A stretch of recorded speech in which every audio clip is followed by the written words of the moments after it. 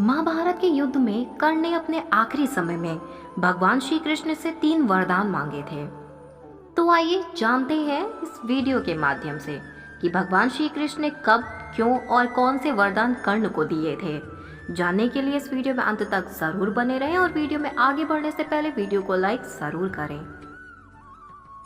महाभारत को धर्म का युद्ध कहा जाता है, जिसमें केवल कौरव और पांडव ही नहीं बल्कि कई ऐसे योद्धा थे जिन्होंने अपना सब कुछ दांव पर लगा दिया था।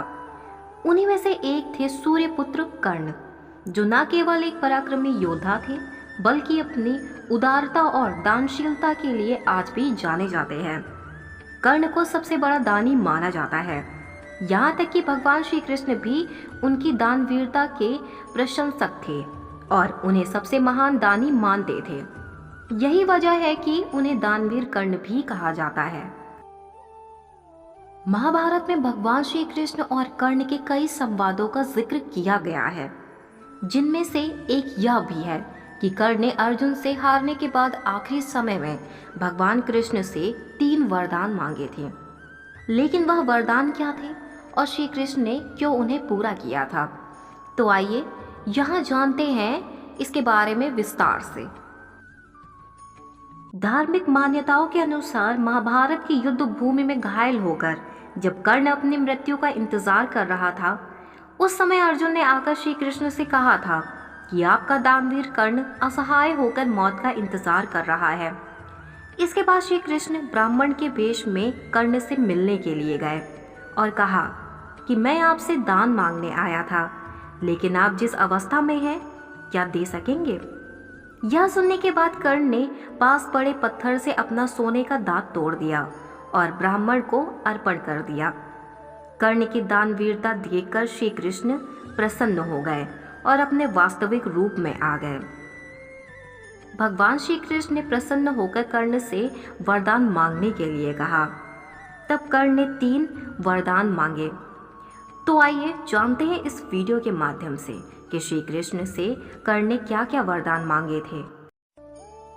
तो अब आइए इस वीडियो में आगे बढ़ते हैं और जानते हैं कर्ण का पहला वरदान। कर्ण ने पहले वरदान में मांगा कि जाति और धर्म के आधार पर होने वाला भेदभाव समाप्त हो जाए। जैसा भेदभाव उनके साथ हुआ वैसा अन्य किसी के साथ ना हो। दरअसल कर्ण का जन्म सूर्यदेव के आशीर्वाद से कुंती के गर्भ से हुआ था, जब वह अविवाहित थी। अविवाहित अवस्था में मां बनने से उनके चरित्र पर सवाल उठ सकता है। इस डर से उन्होंने अपने पुत्र को छिपा कर रखा। गुप्त लालन पोषण होने की वजह से कर्ण को सूत पुत्र भी कहा गया, जिसकी वजह से उन्हें भेदभाव का सामना करना पड़ा। लेकिन सबसे बड़ा भेदभाव तब हुआ जब द्रोणाचार्य ने उन्हें अपना शिष्य बनाने से मना कर दिया था। तो अब आइए जानते हैं दूसरे वरदान के बारे में।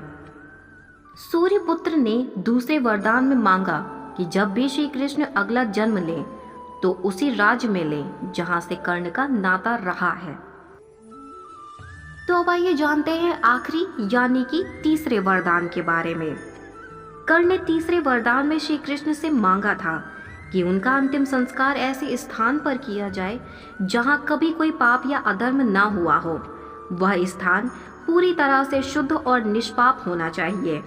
साथ ही मेरी अस्थियां ऐसी जगह प्रवाहित की जाएं जहां किसी की अस्थियां नहीं प्रवाहित की गई हो। लेकिन महाभारत के युद्ध के बाद ऐसा कोई भी स्थान नहीं बचा था जहां कोई पाप या अधर्म ना हुआ हो। ऐसी मान्यता है कि कर्ण की मृत्यु के बाद भगवान श्री कृष्ण ने अपने हाथों पर उसका अंतिम संस्कार किया था। साथ ही कर्ण प्रयाग पर अस्थियां प्रवाहित की थी। यही वजह है कि आज लोग कर्ण प्रयाग पर पिंडदान और अपनों की अस्थियां प्रवाहित करने के लिए पहुंचते हैं। तो अब यह वीडियो यही समाप्त होती है। उम्मीद है आप सभी को यह वीडियो पसंद आई होगी। वैसे अगर हमारी वीडियो से जुड़े आपके कुछ सवाल हैं तो वो आप हमें नीचे दिए गए कमेंट बॉक्स से बताएं। हम आप तक सही जानकारी पहुंचाने का प्रयास करते रहेंगे। वीडियो को लाइक और शेयर जरूर करें और ऐसी ही वीडियोस के लिए हमारे चैनल को जरूर सब्सक्राइब करें। अब मिलते किसी नई जानकारी के साथ, तब तक के लिए राधे राधे।